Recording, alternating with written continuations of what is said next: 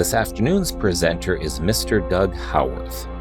Mr. Howarth discovered multidimensional economics, also known as hypernomics.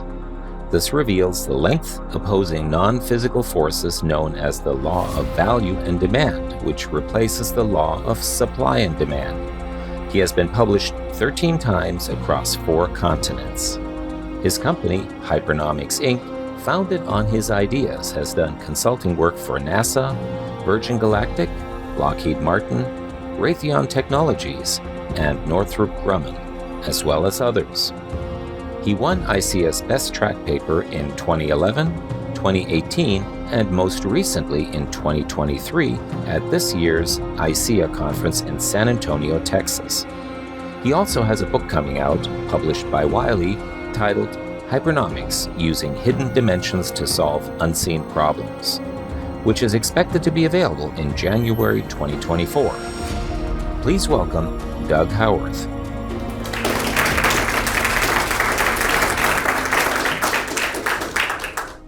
In a criminal investigation, one of the first things that people like to do is to call in a CSI team. And some of the things that happen in the cost world seem to me to be absolutely criminal. So we're going to have our own little CSI team that we're going to work out today.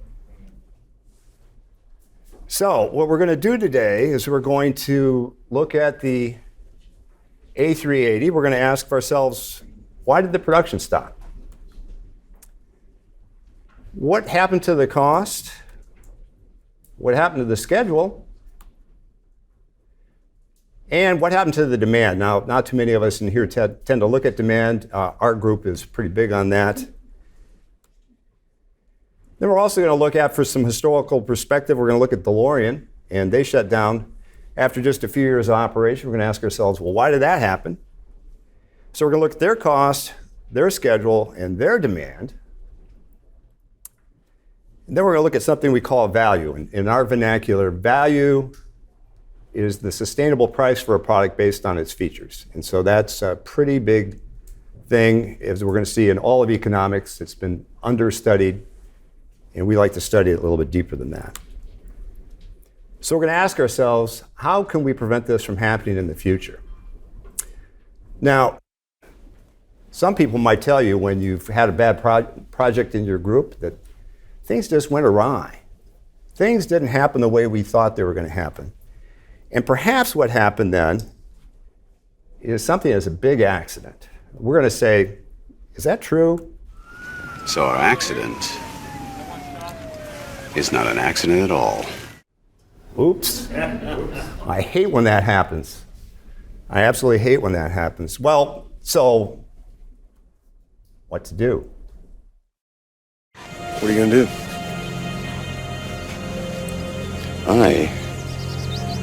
I'm going to get to the truth. We are going to get to the truth. All right, so there's lots of things we have to examine here. Now, my wife could tell you that when I got into this, I said, I want to pretend I don't know anything at all about economics or things. And she goes, that ought to be pretty easy for you to do. So I wanted to be inspired about some European Union things that happened. So ex-European Union investigator here trying to get to the root of how do you build a project. How did Egyptians build the pyramids? Did they start at the top and work down, or start at the bottom and work up? They had to start at the bottom and work up because it would be impossible to start at the top and work down. That's an actress playing the fictional character Philomena Kunk on Earth. And she's asking a very silly question there, but there's just a hint of some import there. And the import is, where does the project end up? Because she's talking about starting at the top, that's where it ended. Well, what can we say about that? So let's consider some buildings. Now, if you were to go to the Great Pyramids on the plains of Giza, you'd find that these pyramids are uncannily well built. And in fact, one of the reasons I'm going to hypothesize is that these pyramids are well built because they had a proper base. As you can see here, these bases were within just a few degrees of arc of the cardinal points on the compass. And they rose, this pyramid rose up to a point, and the hypothesis would be that we want to find this point here. We want to end up at a final point, except we're going to do it instead of physical space, we're going to do it in economic space. So we want to have a point in economic space at which we're pointing that we'd like to hit and see if we can do that. Now, not everybody gets this right. If you were to walk over to Pisa, you'd see, well, they didn't have a solid base and things changed. Now, why did that happen? Well, it wasn't as if they didn't have some examples. Prior to that, if they were to go just a little over 70 miles to the northeast, cross the Apennine Mountains, they could have learned a thing or two from Bologna. Now, if you hop off the tour bus, take a few steps past Nicholas Copernicus' house back in the day, and line yourself up with this pillar on the left, as I did, and take a picture of what's known as Bologna's two towers, off to the right, you find that they've got a significant lean. In fact, they lean so much that they have to be strapped in so that they don't fall into each other here. You only can go up one of these guys. The other one's shut down. So these structures were built decades before the Pisa structure. And the Pisa people didn't learn anything at all about that. And neither did the good folks of San Francisco. They ignored the Italian experience. Turns out that this Millennium Tower, which was built, that too is starting to have a little bit of a list to it. And that's a problem because they didn't bother to take the time to make sure that the ground was equally supported. The base, or if we would call it estimating, the basis of their build was off. Well, so what are we studying today? I'm sorry, that was all prefacing remarks. My wife says I get a lot of those. Sorry for the prefacing. So we're going to study the world's largest aircraft. Here it is. This is a post-mortem in progress. This plane was launched in 2000. It was supposed to go on for decades, and they targeted lots and lots of sales, and they ended up with about a fifth of what they wanted. So, we're going to ask ourselves, were there some relevant experiences upon which they could have drawn, but they didn't? Well, we're going to ask ourselves, what did the head of Airbus know pre-launch? What did the president know, and when did he know it? Now, some of you were here when that happened. That's the not over there. This is Senator Howard Baker asking one of several witnesses, perhaps this is John Dean, what did President then Nixon know about the Watergate situation? And we're going to study what Airbus could have known versus what they projected. And then we're going to kind of throw in what they should have known. So I claim some people do what amounts to willful ignorance. They don't bother to dig deeply enough into a problem. They get all wound up in how they want the project to go forward. You especially see this happening in government programs where you get program managers that are wound up into what they're doing. I don't like that. You shouldn't like it either. We're going to take a stand right here and now.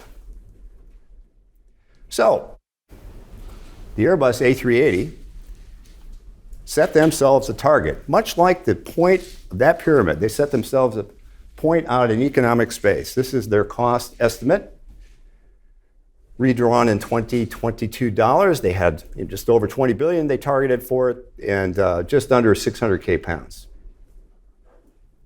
So that's where they started.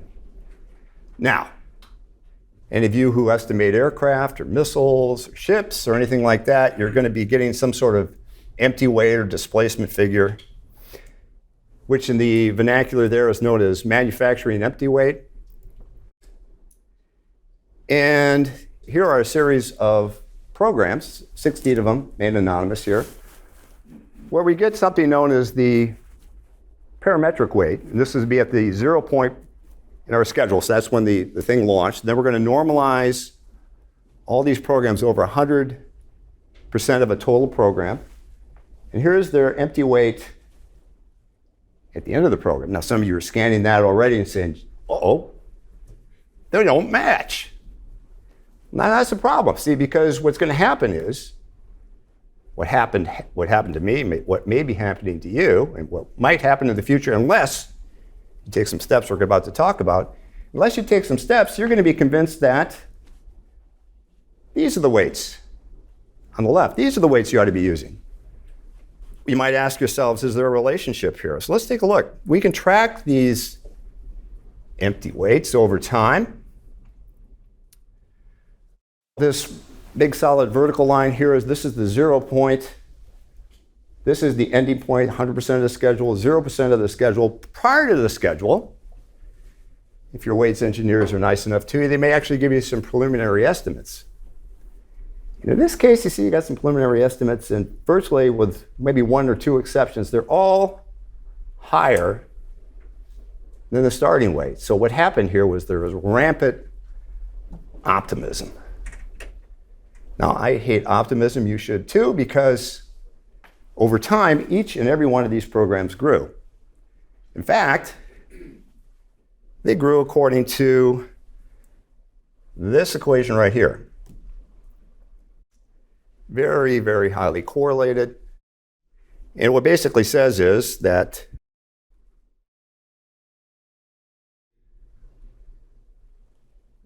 if you had a plane that weighed 1 pound, which would be here, the weight would grow by about 50%, actually 40%.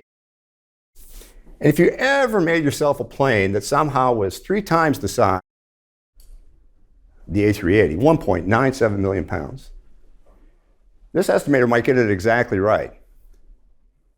But in the in-between,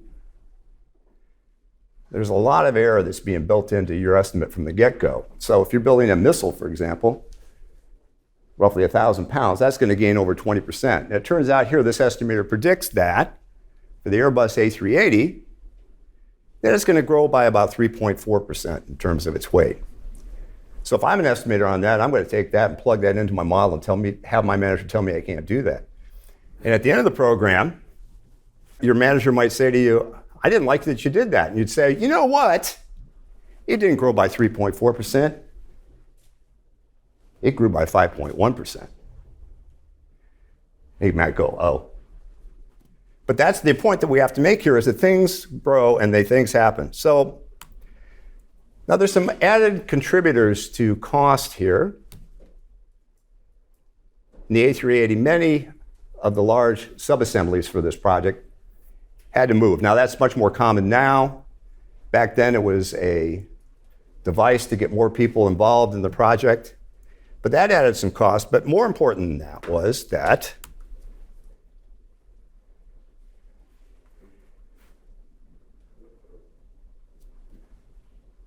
the CATIA versions weren't all matching. So the French, the inventors of CATIA, they had V5 and they gave it to their Brits, the Brit partners there. But somehow along the way, the Spanish and the Germans, well, they didn't get the same notice. And so they were working with different platforms. And it turns out that they weren't frontwards, backwards compatible. And that turned out to be a problem. Because there were massive electrical issues. So much so that they made harness after harness that was way too short. They had some problems with bend radii from one material to another. And they conceded that it cost them about 2 years of schedule and about $6.1 billion. That's not good. But as they're blaming the schedule, let's take a look at the schedule that other vehicles had and compare that to what they had. So it works out that the A380, as shown here, if you take the actual date, you can find all this information on the internet. You take their empty weight on the horizontal axis, and days from launch to first delivery on the vertical axis. So weight days from launch to first delivery here. There's the A380 actual. There was their target. I took out 700 days here because they said about 2 years, a little bit less than 2 years, almost 2 years. Now, what are the chances of making this point given all these other points? Well, it looks pretty thin to me. And it turns out that they actually built the A380 in less time than it took them to build the A350 here, which is less than half the weight. There seems to be an Airbus factor is kind of what's coming out of this, because the A350 is over the, is quite a bit higher than the normal, and so is the A220. And what's interesting about this is you also can see the impact of being a new producer in the market. So Pilatus had built props before, and this is their first entry for a business jet. So too at Embraer Air, and that's their first entry in a business jet, or a regional jet in that case. And they both had problems with it. So doing this kind of work tells you if your schedule might be useful or not.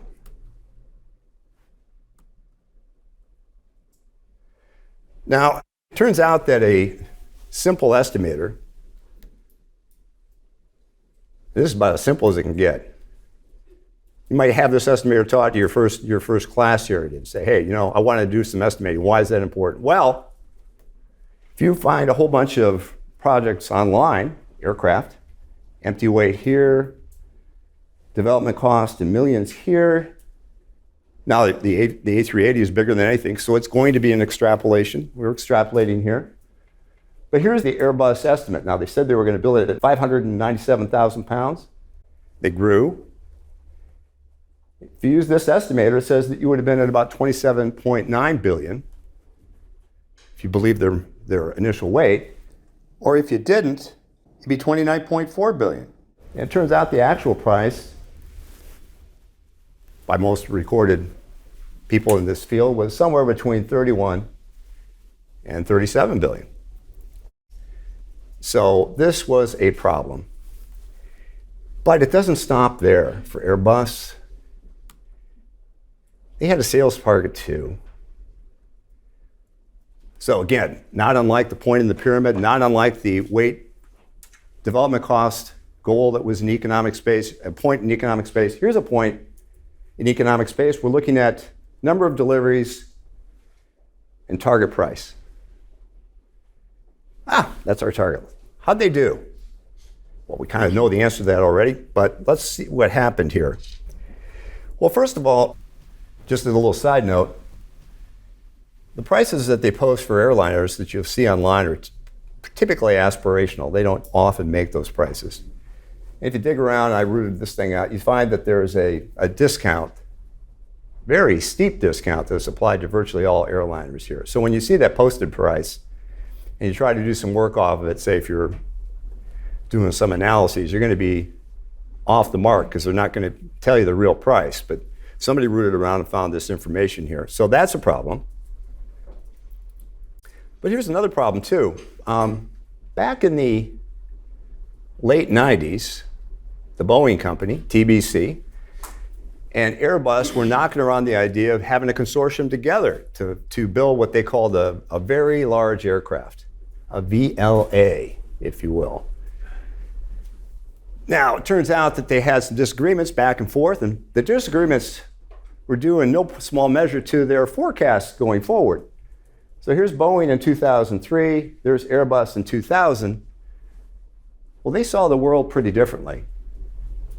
Boeing pulled out of this would-be consortium. Maybe Boeing knew what Airbus could have known. This gets back to what they could have known and what they should have known. What they could have known and what they should have known. What they should have known was that there were 822 deliveries from the beginning of 1980 to the end of 1999, 20-year span. So the 20 years prior to this launch, they had sold that many vehicles, but yet they want to sell half again as many more for a much more significantly high-priced vehicle. Now, how's that going to work? Well, switching tactics just a bit, let's see what the Air Force experience was. And this is something that the Airbus kids could have examined as they were doing this. Turns out that there's a very highly correlated demand frontier that formed in 1996 for fighter, bomber, and attack aircraft bought by the USA. So here's the quantities going this way, and the flyaway prices on the vertical axis quantity, flyaway prices. This gray line here is the 1996 frontier. Just above it is the 2021 frontier. And it turns out that if you look at the B1B, well, the B2 was both more expensive, plus they wanted more. So what happened? So what happened was that the quantity that they wanted to get kept falling. The quantity that they were going to get based on what Congress was appropriating to them kept falling year after year until they finally ended up back on this demand frontier, which turns out to be a limiting element that they hadn't studied. Anybody here from Northrop? Sandy Burney? The same thing's going to happen to the B-21. There's a chance the B-21 can make its 100 deliveries. That chance is less than 1 in a million. You can tell your bosses I told you that. I told them that before, nobody listened, but proof would be in the pudding. Turns out that if you go out and start to record all the posted prices for the vehicles back in the day, now that's a little bit harder.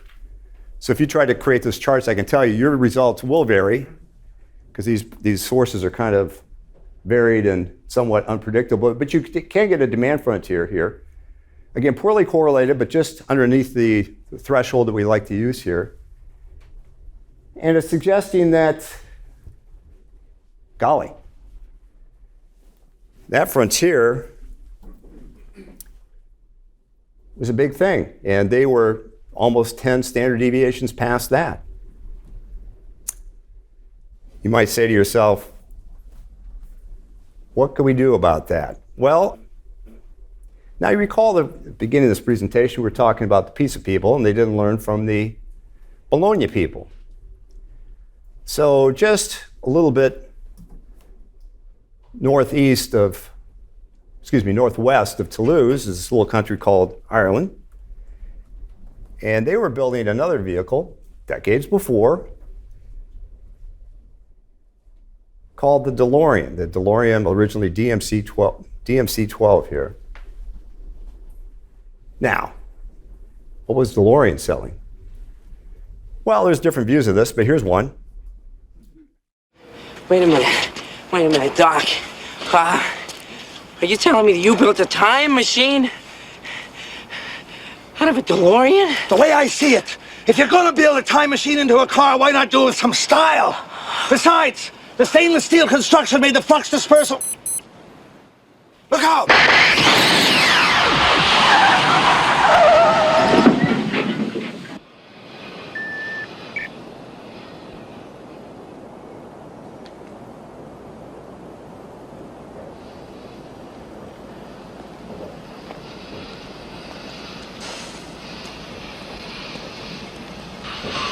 Well, anybody know what that movie is? Oh, yeah. For those of you who haven't seen it, that's Back to the Future, number 1 before we knew how to number them. And what the Doc Brown character is telling the Marty McFly character here is that DeLorean is selling something. Sure, they're selling style. Had a nice body design. It had the gull wings. It had a mid-engine. And it had a stainless steel construction. And John DeLorean bet that everybody would find that to be very attractive. And no doubt, style plays a hugely important role in trying to sell something like a car. But there are other considerations too. Turns out, when they put the first DeLorean out, and I say the first because they eventually realized they made this boo-boo, they didn't put enough horsepower in the car. So if you compare the other cars of the day, 41 years ago. So on this axis, we have the horsepower. On this axis, we have the price. And then what we've done here is we've drawn this little yellow line that shows you the price limit based on horsepower for everybody else. Everybody else except DeLorean is abiding by this frontier. This frontier doesn't magically appear. In fact, that frontier that we showed you for the demand thing, this is a function of what people do in markets. What they do is they have a collective behavior that is self-aggregating and self-limiting. And so this is a self-aggregating and self-limiting feature that the market is demonstrating to you right here and right now. And so this DeLorean vehicle is roughly $7,000 or $8,000 more highly priced than its Audi 5000 direct competitor. That turns out to be a problem. All markets, this is part of the basic theory of hypereconomics, all markets, less those for commodities, form four-dimensional systems. In this case, we have two value axes. In this case, we're looking at horsepower going this way, and we're going to use quantity twice. Quantity going this way, horsepower going this way, price going this way, and quantity again over here. So here's the demand frontier that's formed for the market. And what's very interesting here in this year is that you see here this hyperplane shows that as the horsepower goes up, as horsepower goes up, the price goes up. But as the quantity increases, as quantities increase, the sustainable price falls. Now that turns out to be pretty important going forward too. So we're going to look at that here in a bit. But when you take that little map there and you plug in the DMC-12, so they built 7,500. They had 130 horsepower. You take 130, 7,500, put it in the equation, pop it out, and it's, oh, the price ought to be $15,500.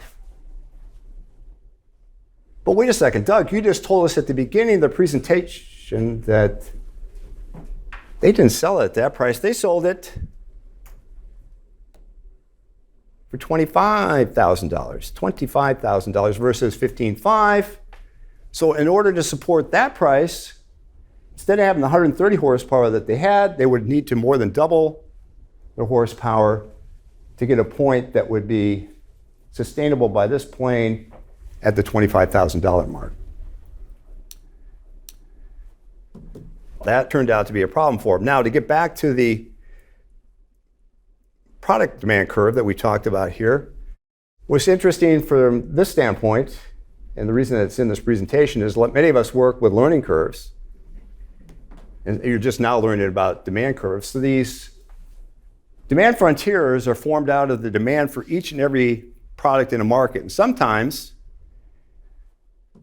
if the demand is responsive enough for each vehicle or each product within it, you get these product demand curves that form.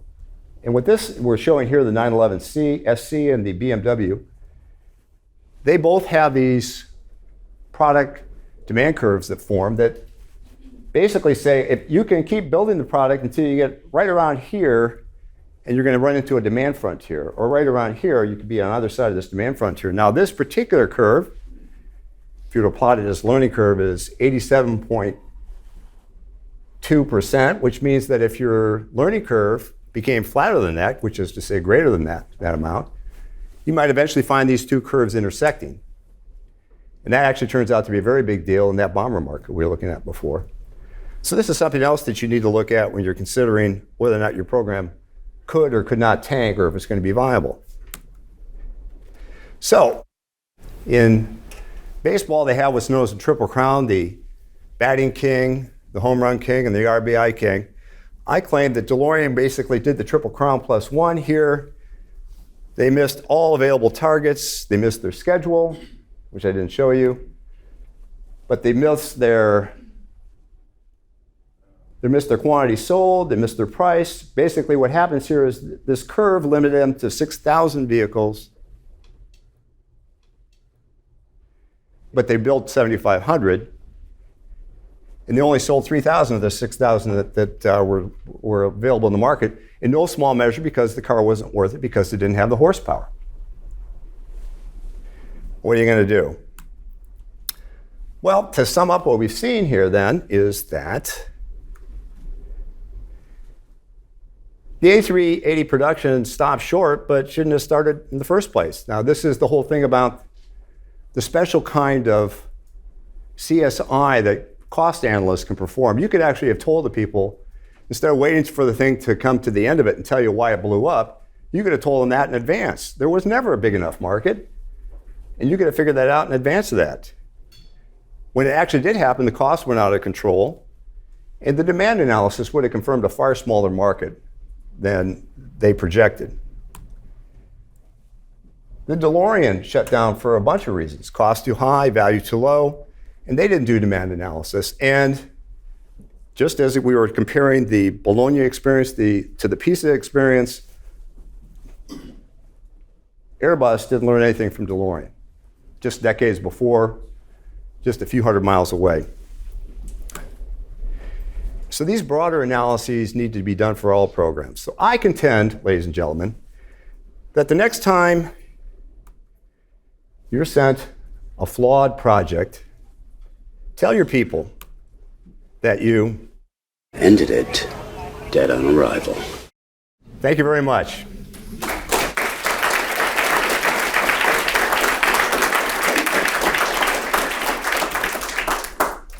Those lot to take in, but I'll take questions now if you have them.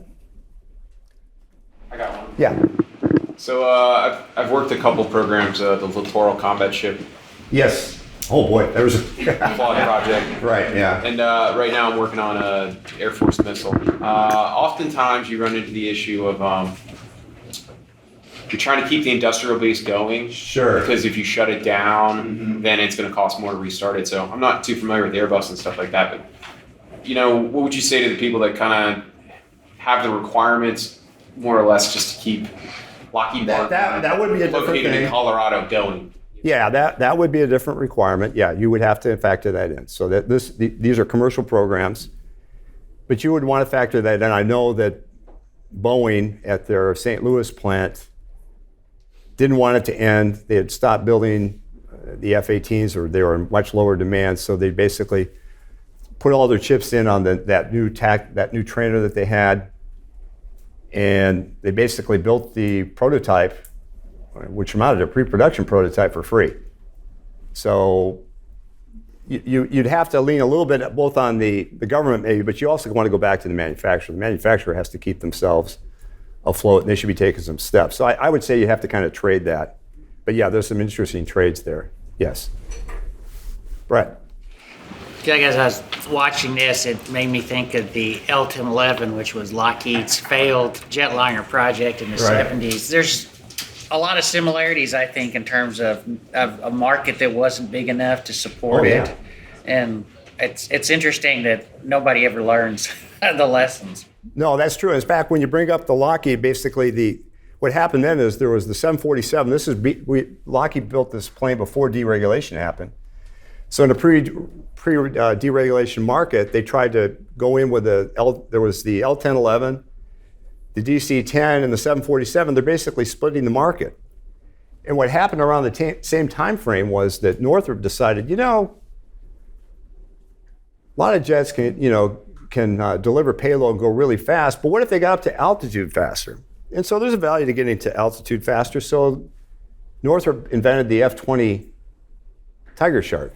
And the idea was it was going to compete against other planes in this genre. But the problem was that value for fighters is determined largely by payload, speed, range, and all that kind of stuff. And the added value of going up really fast was pretty marginal. And back to your point, Brett, what they did is they put the vehicle right in between the F-4, the F-16, the A-4, and it had a whole bunch of competitors. And basically, they're trying to split the market, and the government's saying, we don't want it.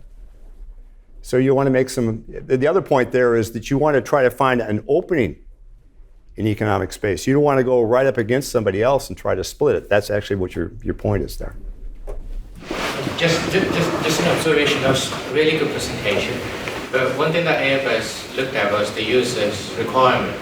So when they first started, the requirement was to transport a large amount of people from destination A and B. What they didn't realize, they had lots of orders, but they all canceled the order due to infrastructure issue. That's something that they didn't even look at, because each airport has to expand the runway, widen the runway. Also, the gates where they're going to go, they need to have two repair systems. So there were lots of other elements associated with that. that's where the market research part where you suggested comes into play. So just an observation. That really amplifies the point, doesn't it? There's some ancillary effects that aren't even considered here. So you would want to incorporate the ancillary effects, because if you're the airport, that's not ancillary. That's your primary effect. If you're an airport and you want to get this thing in there, you really want to know what's going on there. All right. Well, I thank you all for your time. I appreciate it. Thank you very much.